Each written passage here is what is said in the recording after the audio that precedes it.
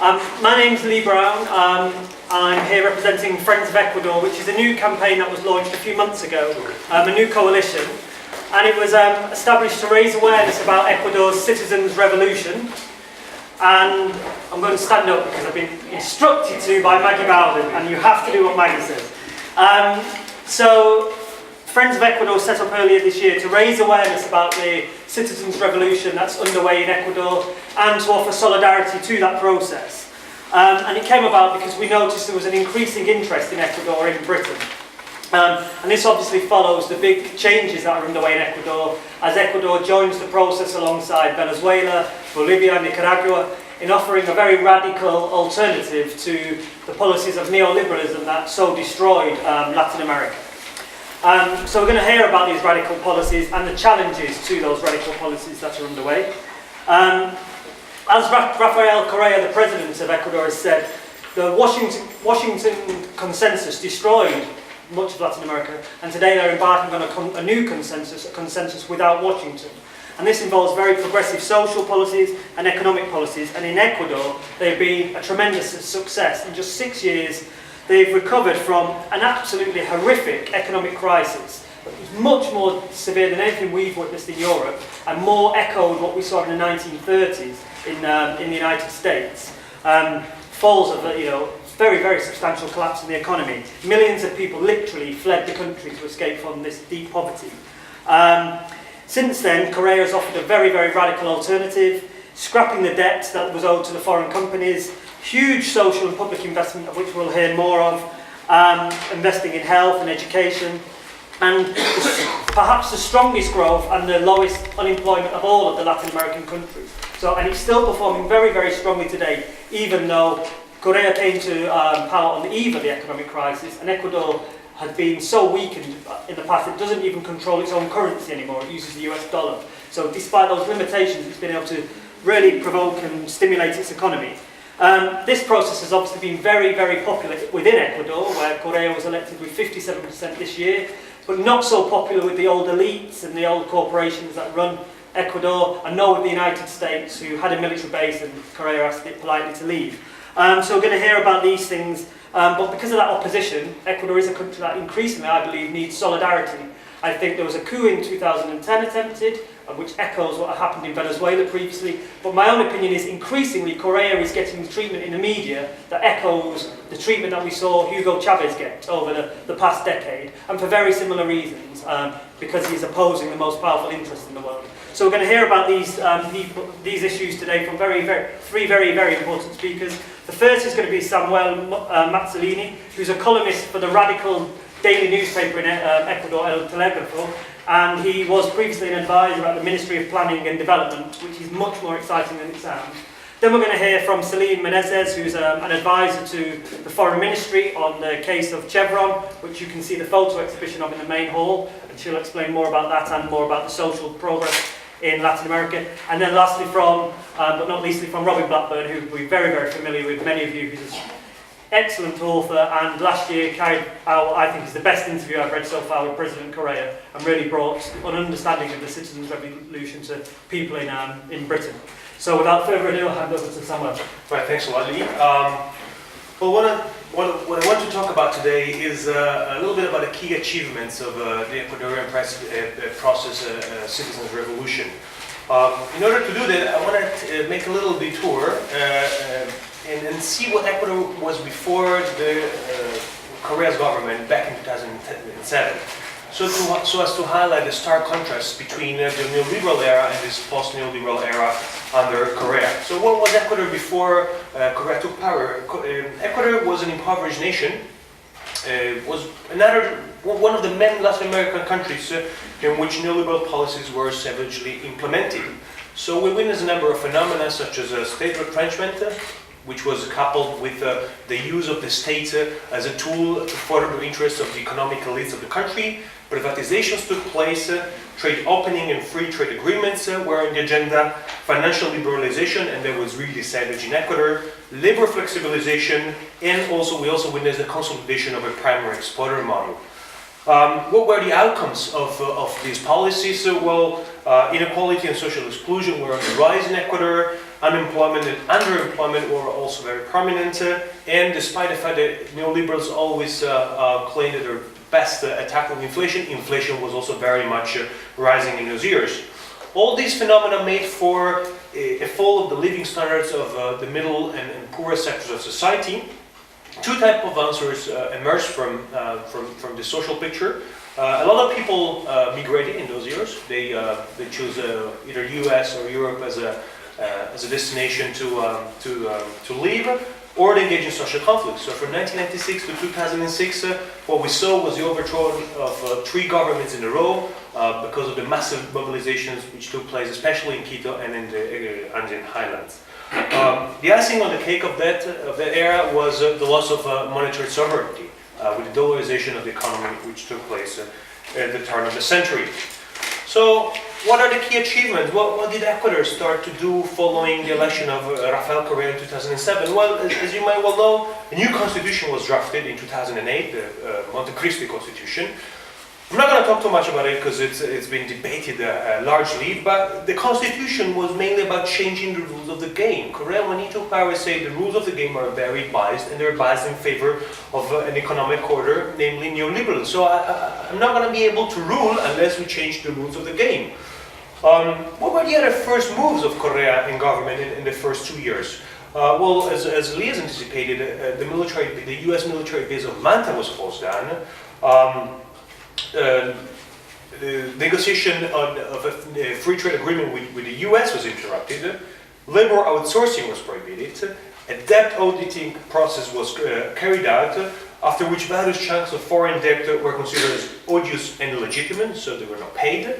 All concessions were renegotiated, and a more efficient taxation system was implemented with higher tax rates for the elites. And this is very important because you should know that in Latin America, tax rates are among the lowest in the whole globe. So these were all claims that were present, these were all demands that were present in the Ecuadorian society, expressed by different movements, which Correa and his government were really keen to take up and to express in terms of new policies, in terms of new initiatives. So with these first moves, the first protective belt of neoliberalism was actually dismantled. What came after? Well, what came after, say, 2009, 2008? Well, a lot, of course, remained to be done, and Ecuador, after the first few moves, started to attack the very core of the neoliberal ideology. In the first place, it started to bring the state back in. How? Well, in the first place, by empowering state institutions, by bringing back public planning, which had been long neglected. The presence of the state was reinforced in the territory. We should bear in mind that in Ecuador, in many of its territories, the presence of the state was no longer perceived by the population, or if it was perceived in a negative way. And economic regulation was also high in the agenda, especially for the banking sector, which had behaved very badly in the years before Correa, and especially in terms of curbing the monopolic tendencies in the Ecuadorian economy. What other socio-economic reforms were implemented? Well, high public spending on infrastructure. It's amazing. If you had been to Ecuador before 2007, if you go to Ecuador now, you will notice a massive difference in terms of roads. You could move around the country with a certain ease, and that of course has made connections very better as compared to before. Also, in terms of economics, foreign direct investment are welcome, but tougher regulations have been provided. So, if foreign investment come to the country, they need to provide for spillover effects. They need to be careful about environments, and they have to transfer knowledge to the local population. Trade, massive changes in trade took place as well. There has been an intensification of trade with non-traditional partners. Before that, Ecuador normally used to trade only with the US and Europe, and now Ecuador tried to look for new commercial partners so as to diversify its local exports. Redistributed policies, especially in terms of free access to healthcare and education. And these, I think, are the main pillars of the citizen revolution. That is what people care the most about in evaluating between different political options in the country. And also human development bonuses have been introduced for the poorer sectors of the population. In terms of the indigenous populations living in the country, much has been done in favor of those. In terms of cultural recognition, their languages are now official. Their official state documents are now translated into their languages. Their presence in the states has been increased. And also in terms of economic empowerment, much has been done in that sense. In terms of foreign policy, well, there's been a massive, a completely U-turn, as Ecuador has taken a very prominent anti-imperialist and Latin American stance. So, for example, Ecuador has been at the forefront of regional integration processes. It's been one of the leading promoters of initiatives such as the ALBA, Alliance, UNASUR, and CELAC. And also, in terms of foreign policy, and which also goes along with the new economic orientation of the country, Ecuador has consistently reduced ties and relationship with the IMF and the World Bank, and an example of that is the fact that 2 envoys of the IMF and the World Bank have actually been expelled from the country, from Quito, in these last few years. Also, I mean, overall, I think that Ecuador has been playing a leading role in curbing and reducing the U.S. influence in the region. And how to forget one of the best examples of that has been the case of WikiLeaks. We now have to thank Ecuador and Mr. Rafael Correa for the fact that Julian Assange is safe and sound in the Ecuadorian embassy in this city. So we can definitely talk about the beginning of a new post-neoliberal era in Ecuador, where it is recognized that economic growth is not enough, where new dimensions have been introduced into the equation, such as happiness, affect, environment, cultural identification, collective solidarity, and a post-neoliberal era in which power asymmetries and phenomena of domination and subordination are being tackled. And also a post-neoliberal era in which plurinationality and interculturalism are also recognized. What comes next? And I'm approaching the end now. Well, one of the main tasks for Ecuador is economic diversification. Some steps have been taken in that sense, but not major steps yet. I think any left-wing experience which relies upon natural resources exclusively in the long run is doomed to failure. Land reform is also very high on the agenda. Poverty, massive improvements in terms of poverty reduction have been done, but still a lot remains to be done. The elites are still very powerful in the country, so that's an issue that needs to be tackled. And the cultural change also needs to follow the change in terms of policy. I think that is left behind the actual policies implemented. So just to conclude, I think we might not call Ecuador as a post-capitalist experience, but definitely it is a post-neoliberal experience. And I think in Latin America, it is probably the best place to look at in order to think beyond the narrow boundaries of austerity here in Europe. Thanks a lot.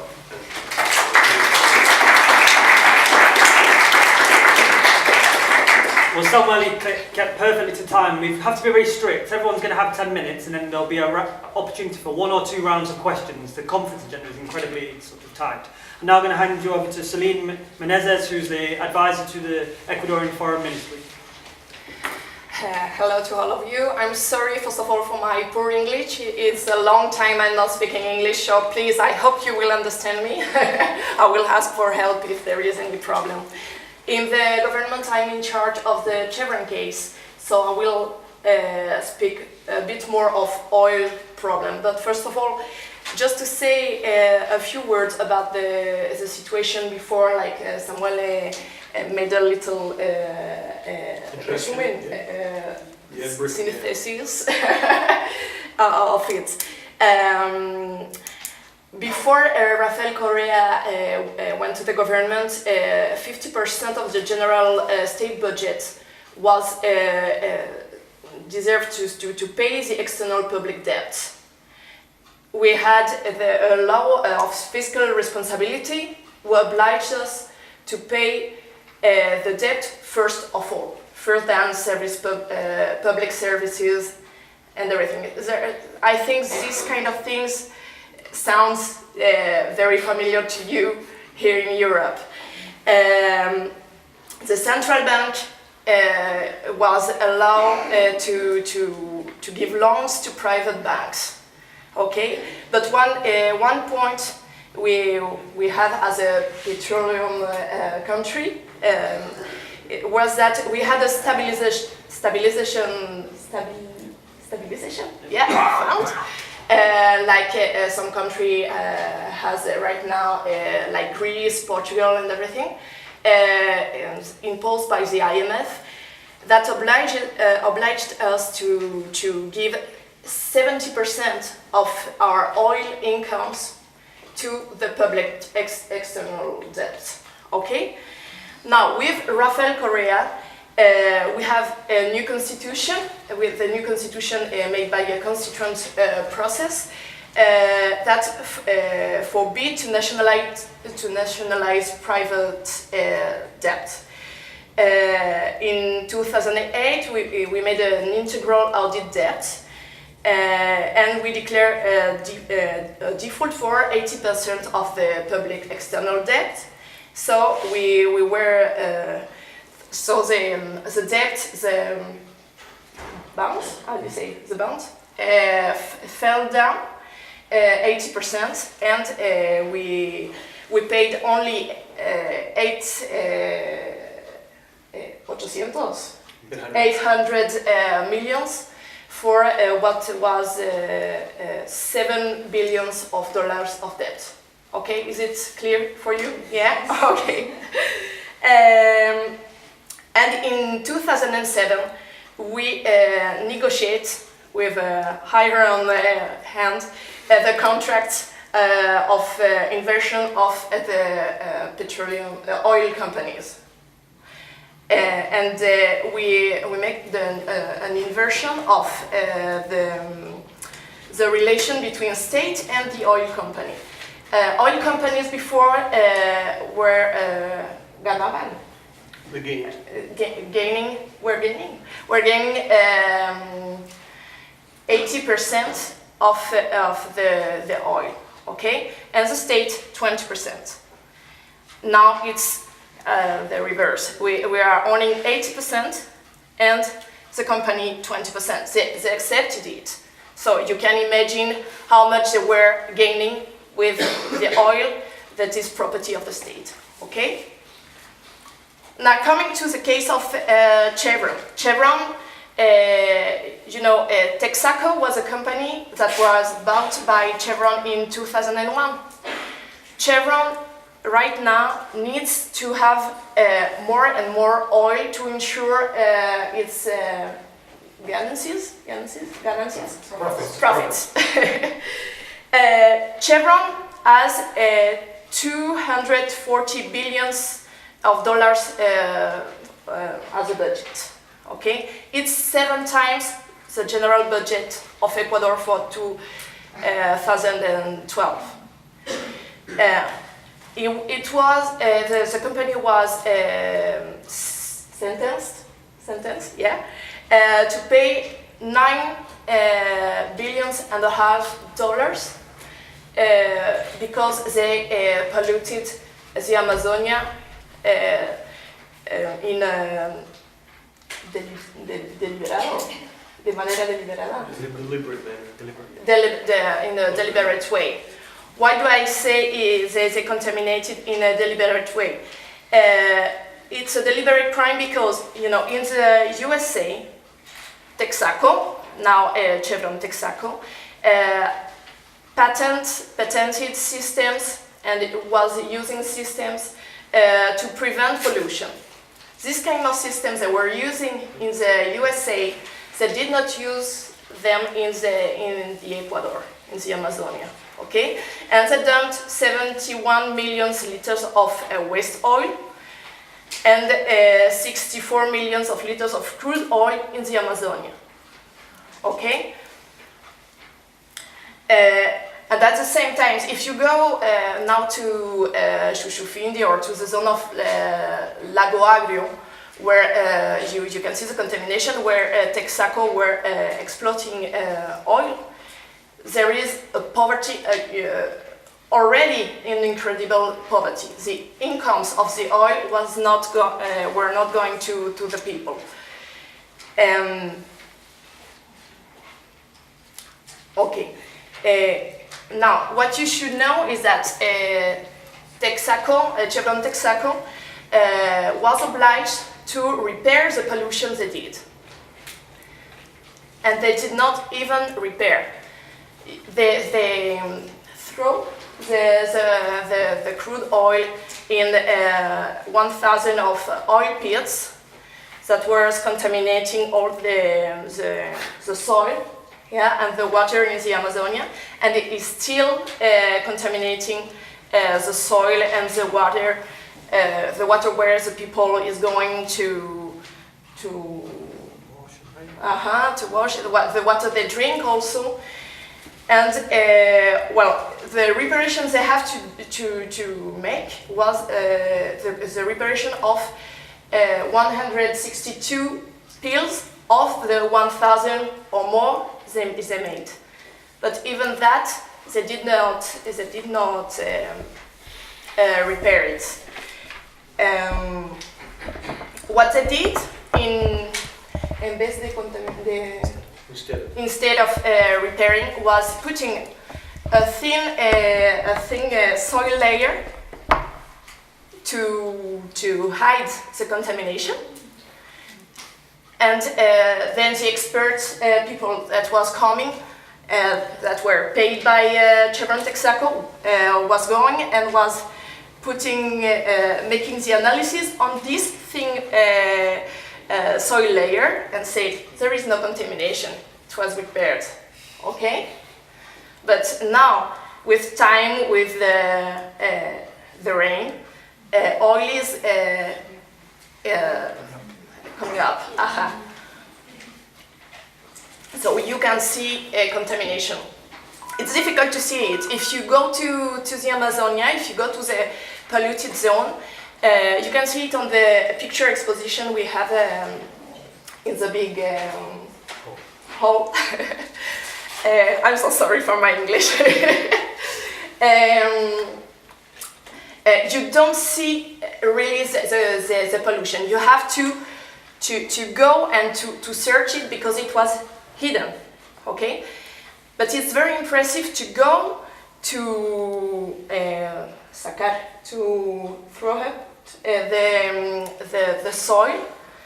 If you go with a machete, I don't know how to say, you understand me? You cut the soil and you see everything is crude oil consolidated. You're just in a place where everything is crude oil consolidated. But at first glance, you don't see it. It's very, very impressive. If you can go to Ecuador, go and see that and denounce that. Because at the first glance, you don't see it. And Chevron Texaco is saying there is no contamination. Okay? Well, to denounce that, the government began a campaign that is called the Dirty Hand of Chevron. It began in September when President Rafael Correa went to one of the oil pits, Agua Rico 4, and put the hand on the crude oil to show to the world that there is contamination, and Chevron Texaco is guilty about that. Chevron Texaco is wasting millions and millions of dollars. They can. I was speaking to you about the budget of Chevron. They're wasting that millions and millions to say they are not guilty, and that it's Petroecuador, the state-owned company that is guilty about that. Of course, that's not true, and we have a lot of witnesses of that. This contamination has been made for a long time. For the people who know the case of Erica in the French coast, you know that case? Oil sprayed in the Atlantic Ocean? Yes or not? I think contamination has come here to England. I think so. It's 2,000 times, yeah. The Ecuadorian case, or if you know the British Petroleum case in the Mexican Gulf, yes, this one, yes, okay. The Ecuadorian case is 80 times the case of the Mexican Gulf. Just to make you see how much it is. It's a huge contamination, a huge pollution, and it's very difficult to repair it. Okay. Well, with the new campaign we are doing, we are gaining supports. For this moment, we have 33 committees of support. There is one in England, and we will have the 34th, the 34th committee with the French committee next Tuesday. The committee are from the 6 continents, and we hope people will help us denouncing that case. So I hope you will help too. I must say we have the unanimous support of the Parlatino. The Parlatino is the 22 countries of Latin America. And we have the unanimous support of Dominican Republic. That's very important for us to have the support of people from different political ground. We have the support of people from the right, the left, ecologists. Here in England, I must say 28 MPs are supporting us. They're from the Labour Party, the Conservative Party, Respect, Liberal Democrats, the Green Party. We are very proud of that, and we hope all the MPs of England will help us. And we have also stars coming. If you know people very famous, please tell them to go to Ecuador and to show the truth to the people, because with the truth we can win against Chevron. But it's difficult to win against Chevron because they have a lot of power. There are the medias with them. Here, The Economist is one of the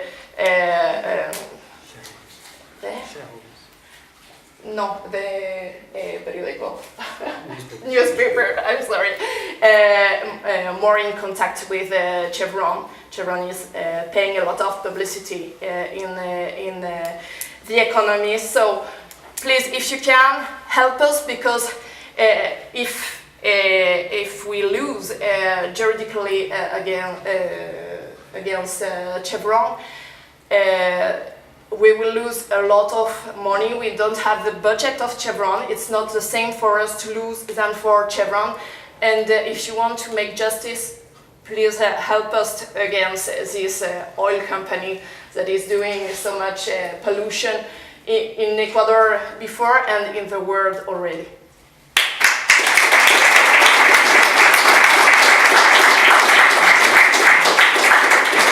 So, as Celine says, there's a photo exhibition in the main hall where you can see some of this damage that Chevron has caused. Also, there you can add your name to the sign-up sheet to join the campaign to raise awareness about this.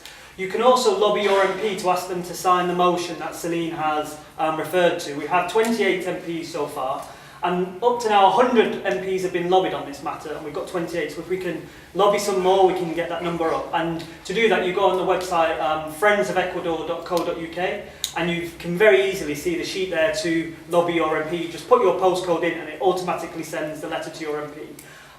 Just before I introduce our final speaker, I just want to say the new ambassador of Ecuador to the UK has just come into the room, so it'd be nice to give him a round of applause.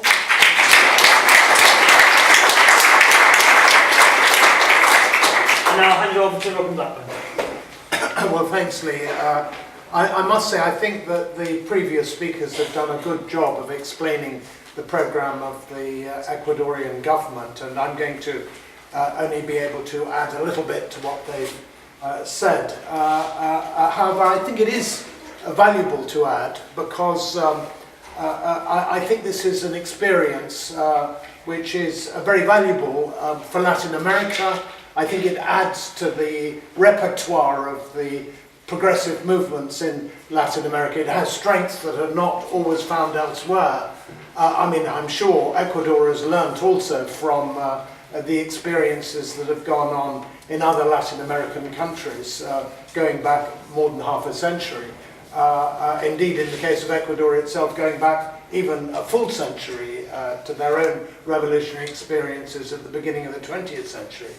But I feel that also Europe, which is going through very difficult times, and Britain, which I think is also going through very difficult times, and also times when there are going to be big choices we're going to be confronted with. We're being promised a referendum on Europe, Britain's participation in Europe. There's going to be a Scots referendum on independence in that country.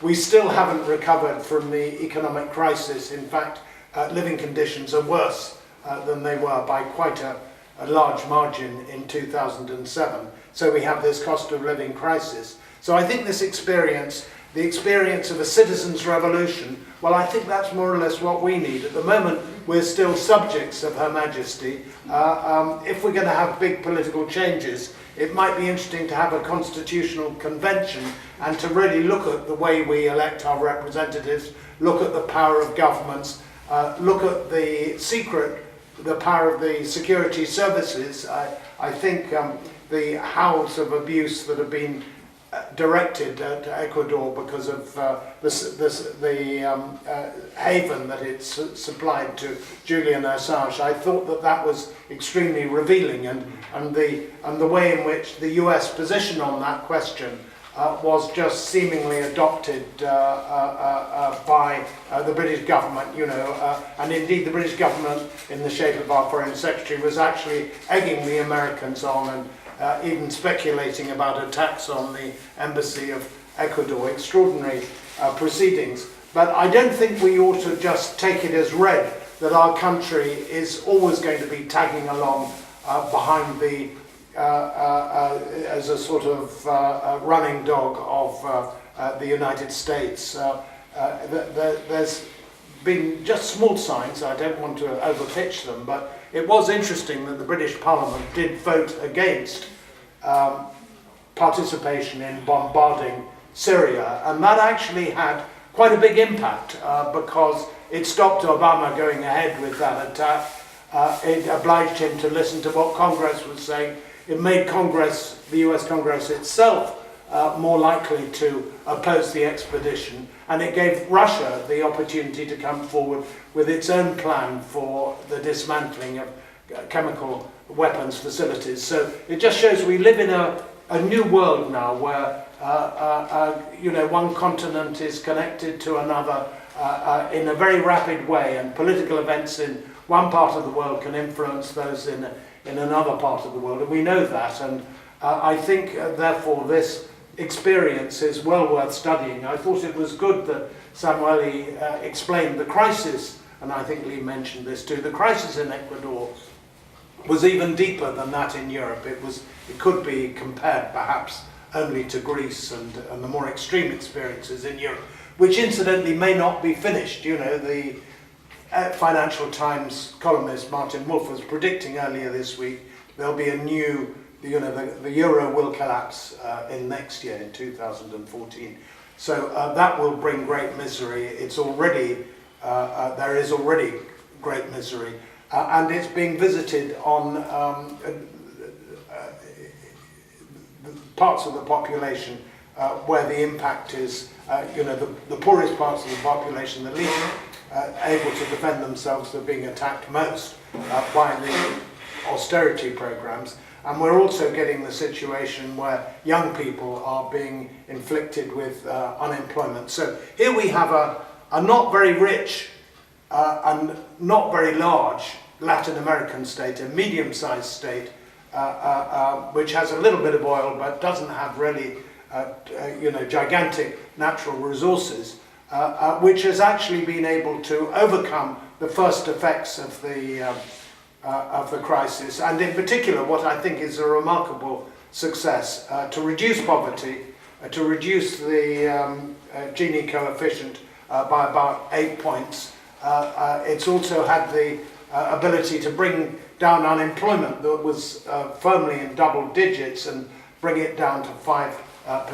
I think that's a very signal contribution, and I think it's interesting that actually what the Ecuadorian government has been doing is using such resources as it has to reinvest in, for example, education, research, science, creating 3 new world-class universities and putting a lot of the effort of the state towards improving the whole tertiary sector, educational sector, opening up university education to broader layers of the population.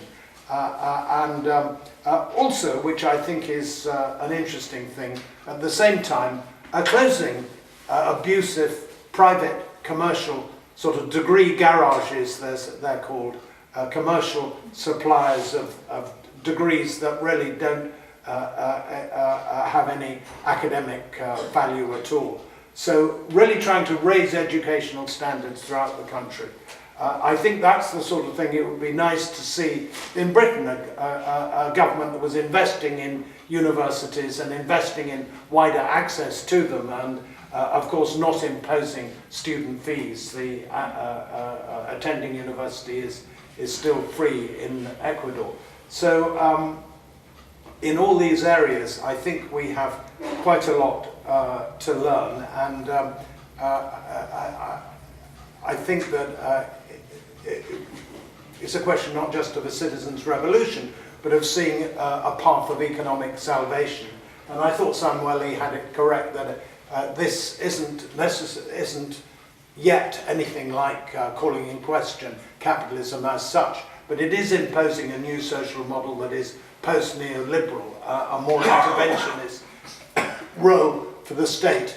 And I think it's ridiculous we live in a country where we're told that the state can't pick winners, the state must take no initiative, even when there's drastic austerity. In fact, the state is intervening, but in a wholly negative way in our country, and is not mobilizing the sorts of investments that could transform life and could get on top of the crisis.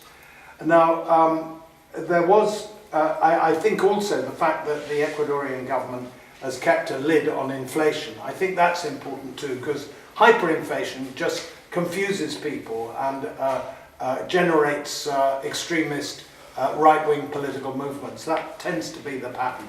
So it's a sort of fool's gold to think you can use the profits of inflation to improve an economy. It actually undermines economic coherence and undermines the social forces. So I think it's an experience that's quite an advanced experience, even in Latin America, where there are a number of important progressive governments. Now, I just want to tackle a few topics in conclusion.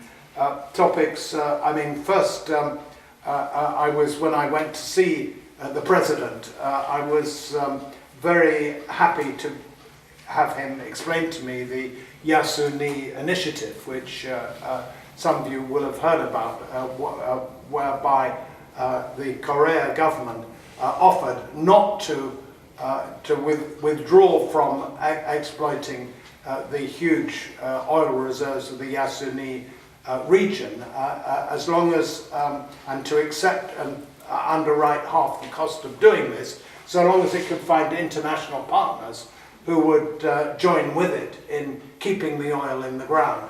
Now, I think all along it was made clear that this was an offer. It was made to the world as a whole. It was taken up by some, by the Netherlands and a few other countries, but sadly the large and important countries didn't back or respond in any way to the initiative. In fact, the whole climate change agenda and the Copenhagen agenda really was hugely disappointing, and Ecuador's offer was left lying on the table. Now, recently the Ecuadorian government has decided to go ahead with oil production in the Yasuni area, I'm sure they're very disappointed that their initiative wasn't taken up, and I think it's a cause for regret that it wasn't. I do think it's inevitable, however, that a country that's trying to develop and that needs resources for development like Ecuador couldn't keep this initiative open forever without any response, and would have to move on its own towards development. But what Correa did explain to me when I interviewed him, the interview appeared in the New Left Review, what he explained to me is that the oil companies concerned will be obliged to precisely not behave like Chevron, that they're going to use ecologically sensitive modes of exploitation that minimize damage to the environment, and they're going to spend resources once they've finished cleaning up such problems as they do create. And I know that there have been some people who've been very critical of the Ecuadorian government for having made this move, but I would myself say that I did understand all along that this was a specific offer made for a period of time, and from what I understand, Ecuador will be quite willing to return to the spirit of the Yasuni initiative and its proposal if some counterparties could be found for the original proposal. So it's still there, available, I believe. I would also like to mention another area where I think Ecuador's played an important role, and that is in pushing for Cuba's recognition within international bodies, and for the end of sanctions, trade sanctions on Cuba, which have been out there now for 50 years, which haven't done anything to destroy the Cuban Revolution, but have imposed sacrifices and hardship on the people of Cuba. If they've done anything, they've just reinforced revolutionary determination. So they've been quite ineffective. But saying they're ineffective doesn't mean that they haven't had very serious consequences. For example, Cuba has tremendous resources in the area of education and especially health, and gives a lot of aid on educational and health projects in other parts of the world, in Latin America and in Africa. And this work is impeded, obviously, by the operation of the sanctions. So I just conclude on this point. I think President Correa brought up this issue in the Organization of American States, and just in the last 24 hours there's been a big battle over this at the conference of the WTO, the World Trade Organization.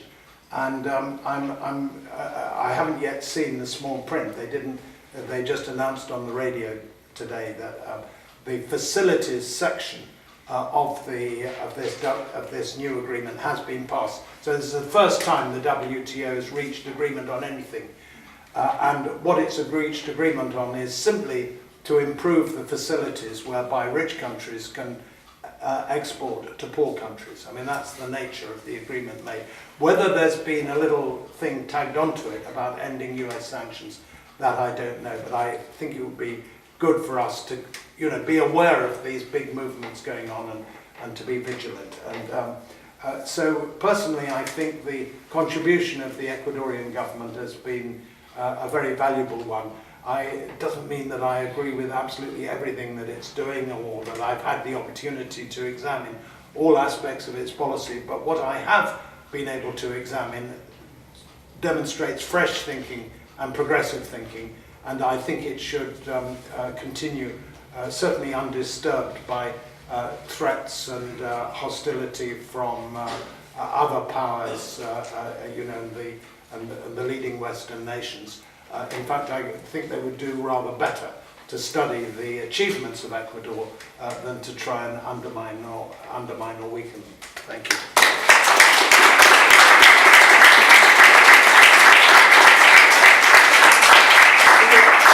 Can I see hands chance for questions, and just because of the time, I'm just going to take 4 questions, but please ask questions, and then we'll have a chance for the panel to answer. I'll take you, and the woman at the back there. Anybody else? And then the man who's just indicated. On the question of yes and me, is it not the case the government was always very divided about this? That on the one side you had the environmental ministry, which was in favour of doing it, but you also had other very powerful ministries which were dead against.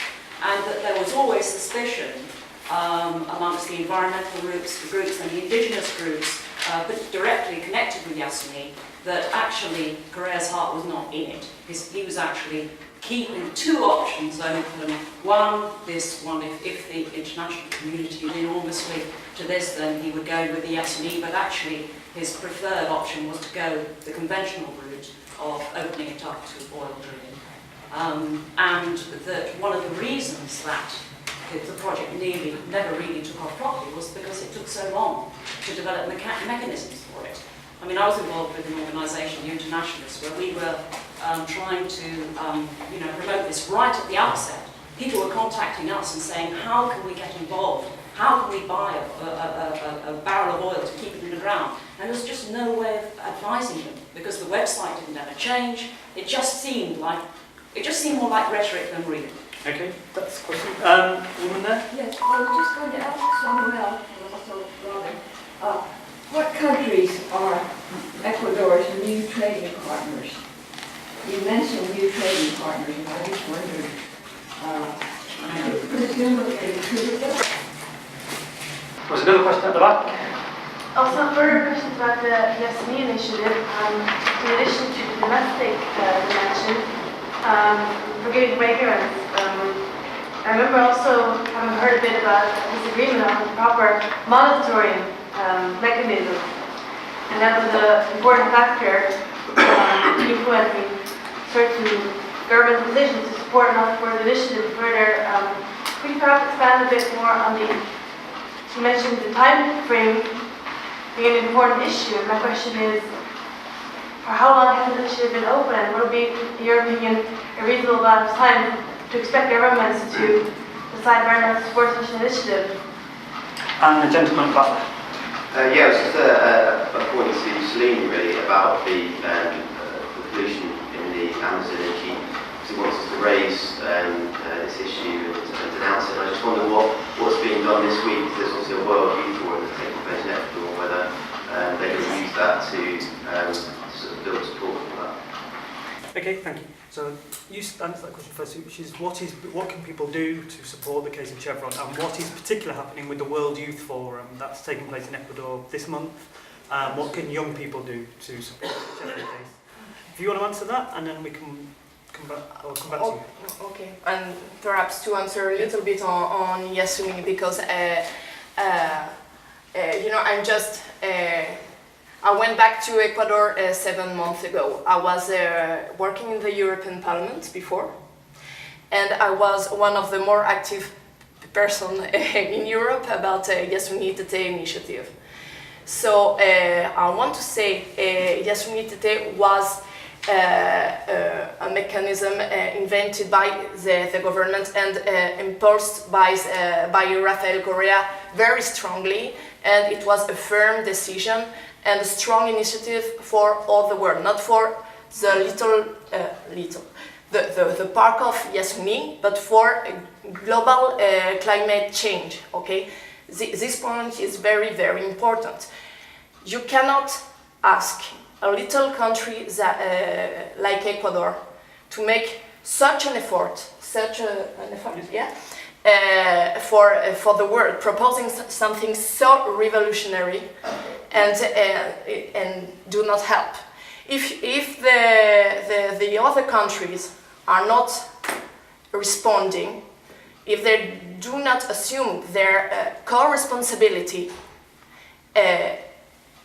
you cannot do anything.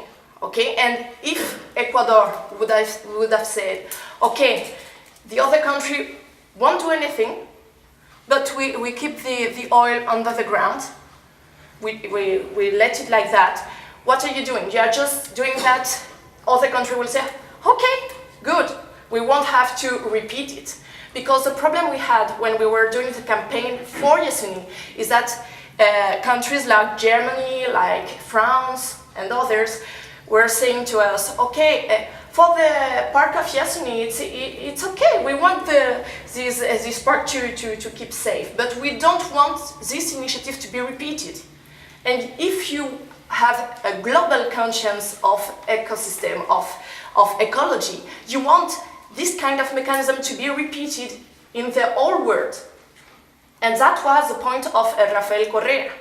It was not the point just of Yasuni. Because in Yasuni, in this part, you can do the safest mechanism of oil extraction and exploit it and exploit the oil in the best way you can and make development. The point was global. It was not just local. It's very important to keep this in mind, and I hope you will fight for a lot of Yasunite in the whole world. Okay, that's our point in Ecuador.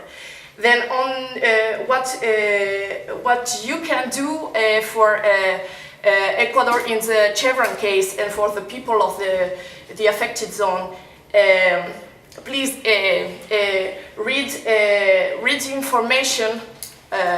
We have it over there about the case. Denounce it. Go to the committee of support. Sorry. And help us to receive important people to break the silence, the mediatic silence about this case in Europe and the United States. You know, in Latin America, a lot of newspapers and televisions are speaking about the case. But when I see the effect of our campaign in the world, I see that in Europe and in the United States, very few medias are speaking about it. We need it to be known.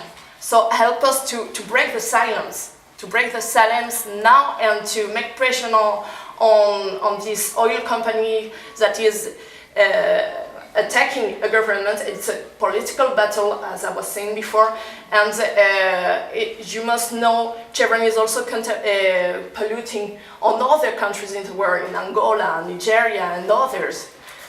So help us fighting, breaking the silence above all. Okay, I'm going to take Samuel in a minute to answer the question on trade and see if Robin wants to touch on any of the points. But I helped organise an event earlier this year at the National Geographic in London. We did that on Yasuni, in order to try and promote this initiative. This was organised just a few months ago with the government, so the government was making very strenuous efforts to make a success of this initiative. And I know not everybody in the room will know about this case, so just to touch on it. The government said it would forego half of the oil revenues in the Yasuni National Park if it received the compensation.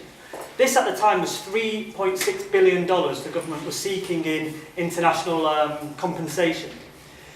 By the time this deal ended this year, the oil was worth 18 billion on the international markets, but the government was still only asking for 3 billion. Now, to put it into British context, what the government was going to forego would be the equivalent in Britain of the government foregoing $300 billion because of the difference in the size of the economy. So this was Ecuador was going to make a big sacrifice, but it was a sacrifice in partnership with the rest of the world, and it was the rest of the world that failed. In terms of the contributions the rest of the world made, it was only 0.37% of that money ever came in. Now, the question was really aimed at whose responsibility was it? I think the government, differences of opinion on this, but the government made substantial efforts. The event we organised at the National Geographic was precisely to attract big funders in the City of London and others who would buy into these shares.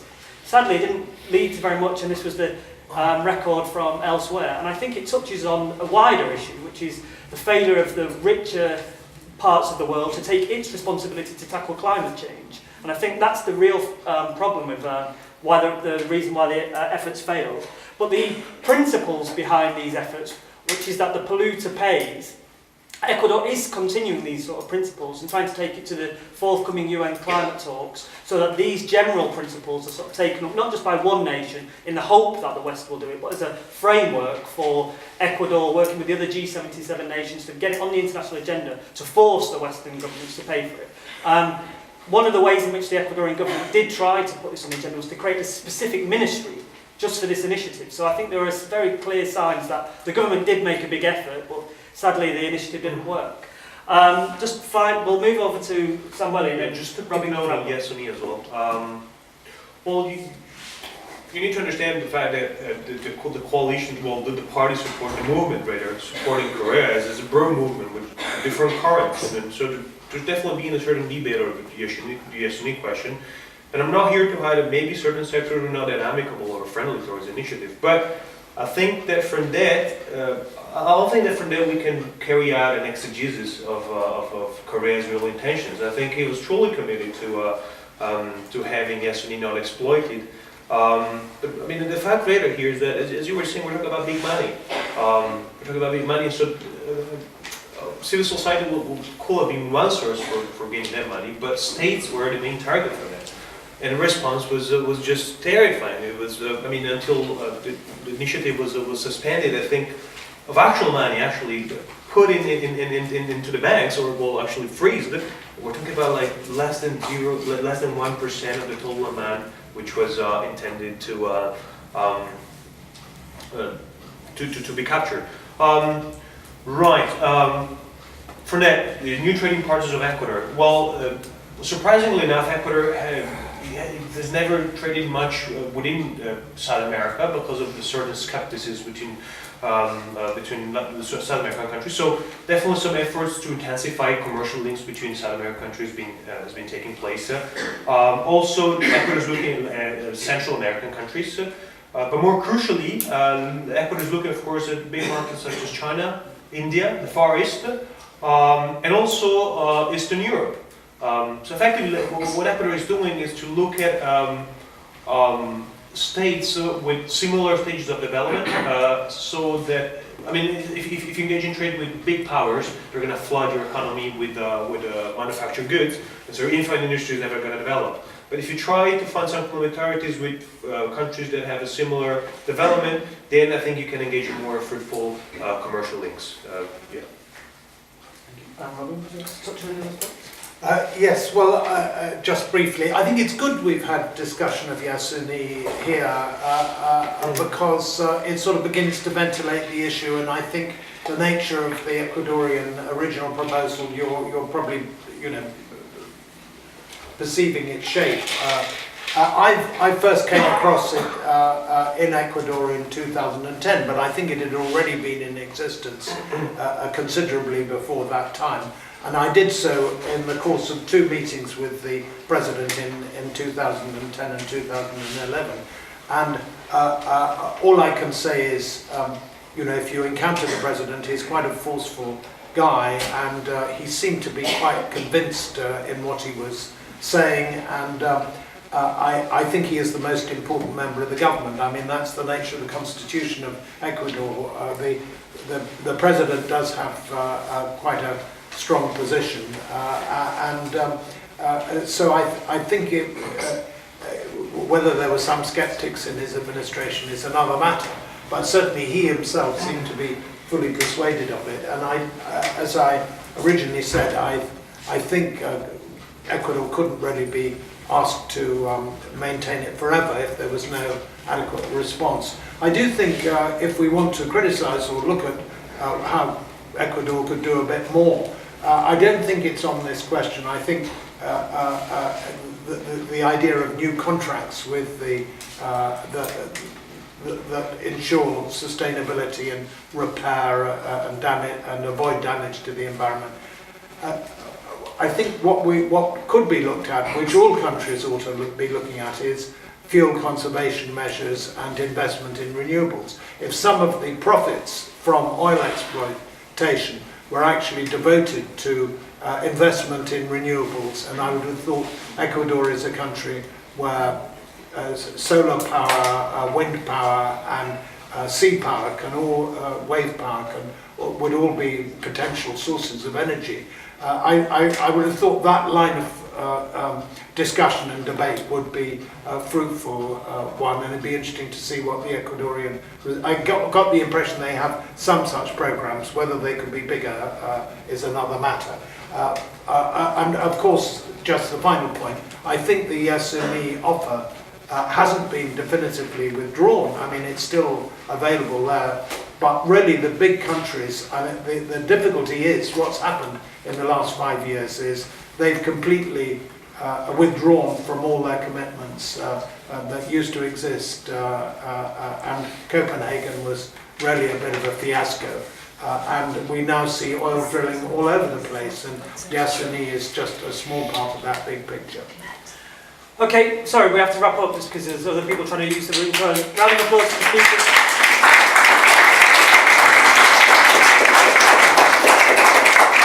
I encourage you to go and have your photo taken. I support justice for Ecuador.